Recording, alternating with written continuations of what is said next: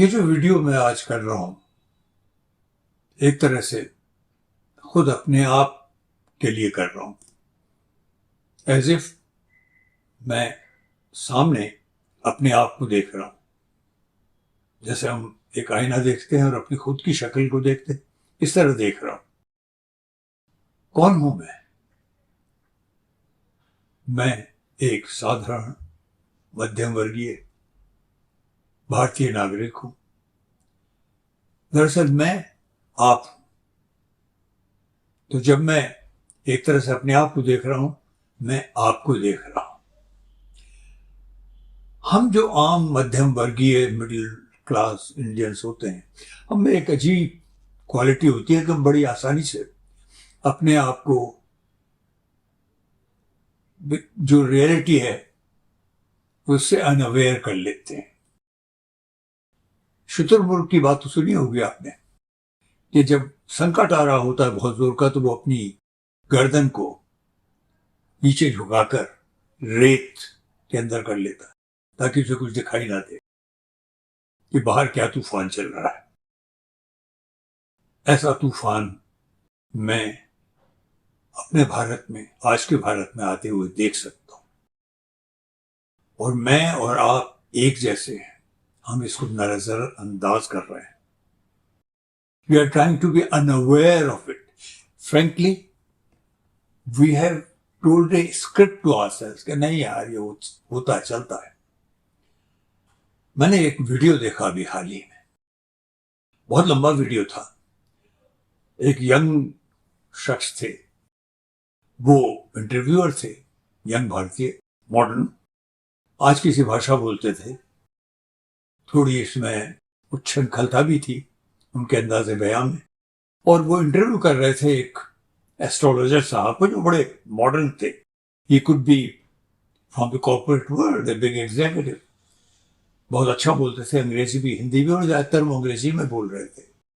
और हर बात बात में जो हमारे ये ग्रह है और ये वो कोना और ये इधर और ये सब, ये इसकी दुहाई देकर वो बड़े स्पष्ट शब्दों में एस्ट्रोलॉजर साहब ने, ज्योतिषी जी ने कहा कि अब से जो वक्त इंडिया का है वो इतना बढ़िया वक्त है कि हम इतनी बड़ी इकोनॉमिक पावर होने वाले हैं कि सब लोग यहीं आकर के रहना चाहेंगे और शामिल होना चाहेंगे हमारी जो हम एफ्लुएंस है हिंदुस्तान की।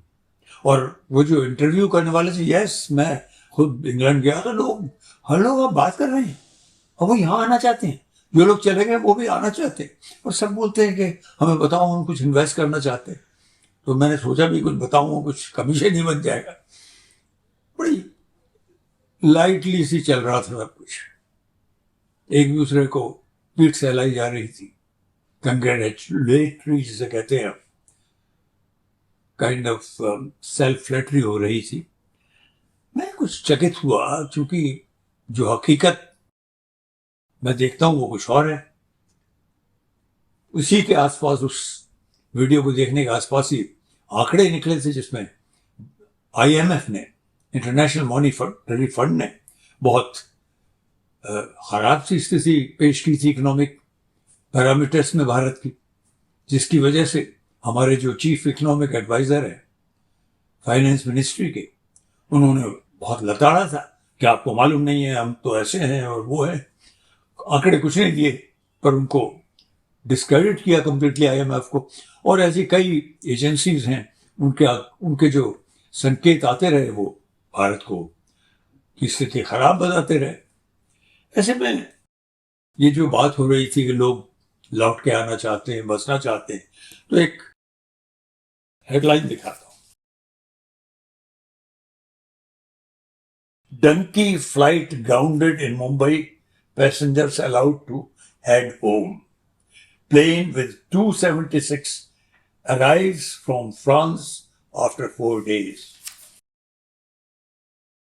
डंकी जो वर्ड है, तो आजकल बहुत प्रचलित है। एक बहुत बड़ी फिल्म रिलीज हुई है शाहरुख खान साहब की, अच्छी चल रही है।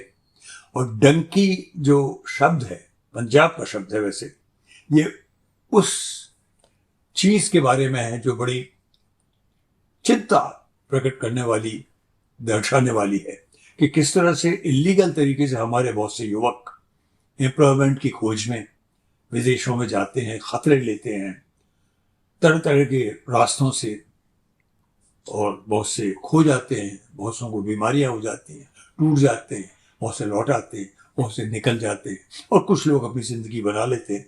ज्यादातर ये लोग यूरोप में या अमेरिका, इंग्लैंड वगैरह ऐसे देशों में जाते हैं जो रिच देश है, संपन्न देश है, वहां पर उम्मीद करते हैं अपनी आर्थिक स्थिति सुधार सके।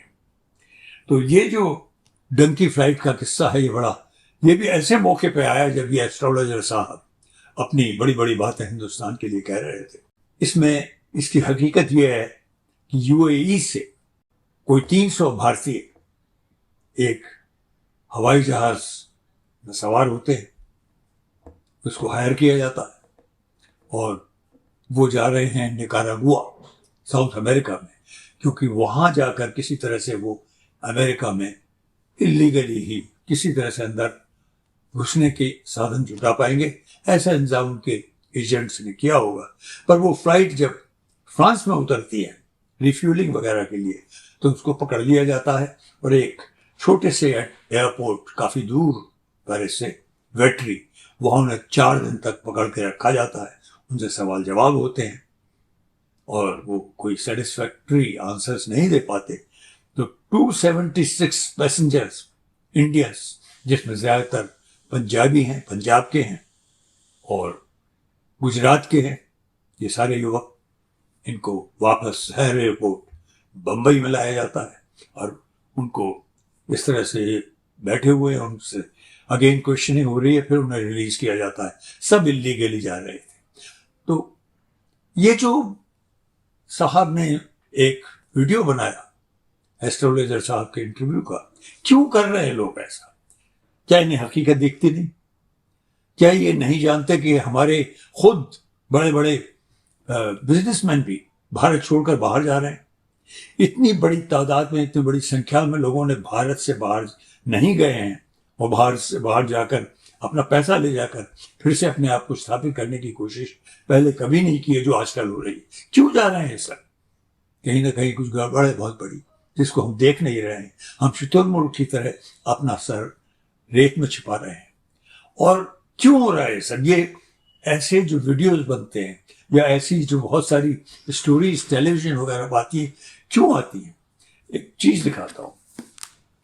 ये एक किताब है जो मेरी बेटी ने क्रिसमस के मौके पर, मेरी छोटी बेटी ने मुझे भेजी पढ़ने के लिए। It's a beautiful book. It's called all the light we can not see. Anthony Doerr की किताब है ये। इस किताब में एक जगह ये जो किताबें होती हैं उनमें कहीं कोटेशंस होती हैं, रेलेवेंट कोटेशंस होती हैं।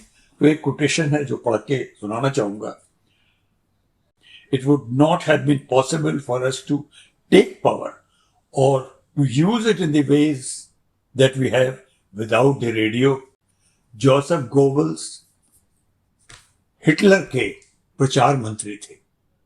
सब जानते हैं हिटलर ने सत्ता कैसे हासिल की। प्रचार, प्रोपेगेंडा, कि he is the God, he is everything. सारी परेशानियां दूर हो जाएंगी जर्मनी की।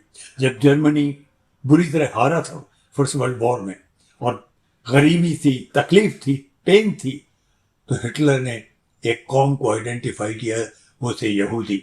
सारा ब्लेम उन पर डाला गया, उन्हें कॉन्सेंट्रेशन कैंप्स में डाला गया, उनकी हत्याएं की गई, मैस स्केल पर जेनोसाइड किया गया। और सारा प्रचार गोबल्स कर रहे थे, बहुत अच्छे दिन आ गए, अच्छे दिन आ रहे हैं और हर जगह हमारा साम्राज्य होगा। हकीकत, साम्राज्य वगैरह सब खत्म। हिटलर को जमीन के अंदर तहखाने में डीप अपने आप को गोली मारकर अपना अंत करना पड़ा। ये हकीकत हुई है। ये क्यों जरूरी है? क्यों मैंने ये सब कहा? ये जो कहानी, ये सब बात मैंने बताई क्योंकि एक बहुत बड़े स्केल पर प्रोपेगेंडा चल रहा है कि एवरीथिंग इज गुड, हंकी डोरी, सब चंगा सी। ऐसा नहीं है। मोदी जी और शाह साहब वगैरह को ये अंदाज हो गया 2024 का इलेक्शन आसान नहीं, और अगर वो इस इलेक्शन में जीत हासिल नहीं करते, लौट के नहीं आते, तो उनका साम्राज्य हमेशा के लिए गया। वो ये मान के बैठ गए हैं कि वो तो एक बादशाह है। वो कहीं ना कहीं ये भी विश्वास कर बैठे हैं कि वो विष्णु के अवतार है। हकीकत ये नहीं है। इंडिया अलायंस से वो डरे हुए हैं और पूरी कोशिश हो रही है कि जो दिख रहा है वो ना हो, क्योंकि इंडिया अलायंस में अगर अरिथमेटिक देखी जाए उस स्तर पर कि जो अपोजिशन का जो अलायंस है वो एक एक सीट पर एक कैंडिडेट खड़ा करता है, तो बीजेपी की हार होना निश्चित है। और बीजेपी में हार होने का मतलब यह है कि जो एमपीज है बहुत बड़ी तादाद में, उनकी सीट हमेशा के लिए गई, क्योंकि उनमें से ज्यादातर एमपीज किस स्तर के सबको मालूम है, सिर्फ डेस्क पीटने वाले। तो उनको मालूम है अगर मोदी जी नहीं आते तो वो भी नहीं आएंगे, इसलिए किसी भी तरह से उनको खड़े रखना है। राम जन्मभूमि का जोरों से बहुत बड़े स्केल पर जो प्रचार हो रहा है वो भी इसीलिए, पर फिर भी गड़बड़ हो सकती है, तो क्या किया जाए। अपोजिशन अलायंस में किसी तरह से पूरी ताकत से फूट डाली जाए, नेताओं को गिरफ्तार किया जाए, ईडी, सीबीआई, इनकम टैक्स, ये सब हो, पर इसके अलावा फूट कैसे डाले। कमाल की चीज है। यूपी के एक मिनिस्टर थे जो समाजवादी पार्टी में हितैषी बने हुए हैं, अखिलेश यादव के, लेकिन क्या बयान देते हैं, क्या खतरनाक बयान। आए दिन हिंदू धर्म की खुल के बुराई, हिंदू धर्म खराब है, ये है वो है। ऐसे मौके पर जब राम जन्मभूमि मंदिर का उद्घाटन होने वाला है, क्यों करते हैं वो, और क्यों नहीं उनको रोका जाता, क्यों नहीं उनके ऊपर कोई एक्शन होता। मैं और आप अगर ऐसा करते तो कभी के जेल में डाल दिए गए। क्यों? क्योंकि कहीं ना कहीं विघटन की सी बात खड़ी होनी चाहिए। विघटन को एक ताकत बनाया जा सकता है, ये सोचने की बात है। क्योंकि उनके खुद की बेटी एक एमपी हैं बीजेपी की, उनके बीजेपी के एमपी होते हुए भी ये इतनी बुराई कर रहे हैं और हिंदू धर्म की बुराई कर रहे हैं। जबकि साउथ में एक यंग मिनिस्टर ने, जो कि चीफ मिनिस्टर साहब के बेटे हैं स्टालिन के, उसने कुछ कहा हमारे हिंदू धर्म के बारे में, एक तीखी सी छोटी सी टिप्पणी की। सनातन जो पक्ष है हिंदू धर्म का, तो उनके पीछे पड़ गई पूरी बीजेपी और पूरे उनके MPs and MLAs Hindu cow belt से। तो मौर्य साहब को क्यों नहीं कह रहे? क्योंकि कहीं ना कहीं एक आपदा की स्थिति, एक संकट, एक लड़ाई की स्थिति का फायदा उठाया जा सकता है। And I will come to it, I will join the dots. Jigsaw puzzle को समझना जरूरी है। इसी का एक हिस्सा है एक उपेंद्र कुशवाहा साहब ने बिहार में, वो आए दिन बयान देते रहते हैं कि अरे भाई अगर ये नीतीश कुमार जी हैप्पी नहीं है, खुश नहीं है इंडिया अलायंस से, तो एक दफे छोड़ के अलग हो जाए, हम सब ठीक हो जाएगा। वो बहुत इंपॉर्टेंट लीडर। क्यों किए जा रहे हैं ये सब?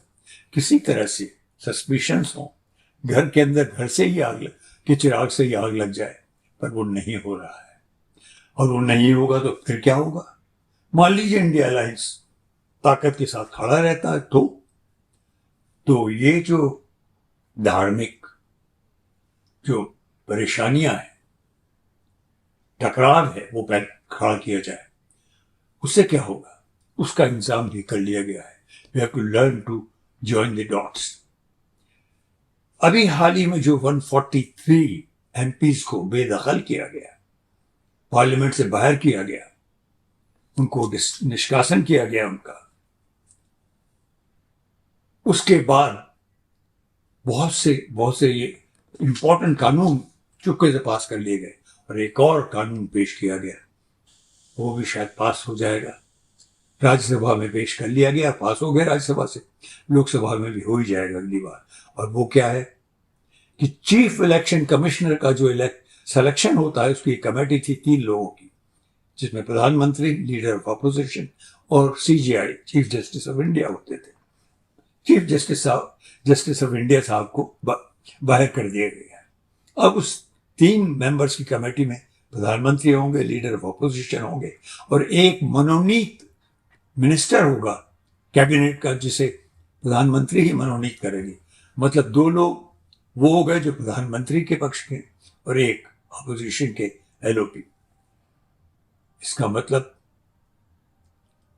बड़ी आसानी से एक आदेश दिया और चीफ इलेक्शन कमिश्नर साहब वही करेंगे जो प्रधानमंत्री चाहते हैं। क्यों करेंगे और क्या करेंगे, ये बात डॉट्स ज्वाइन करने की बात है, जिक्सॉ पजल के टुकड़ों को जोड़ने की बात है।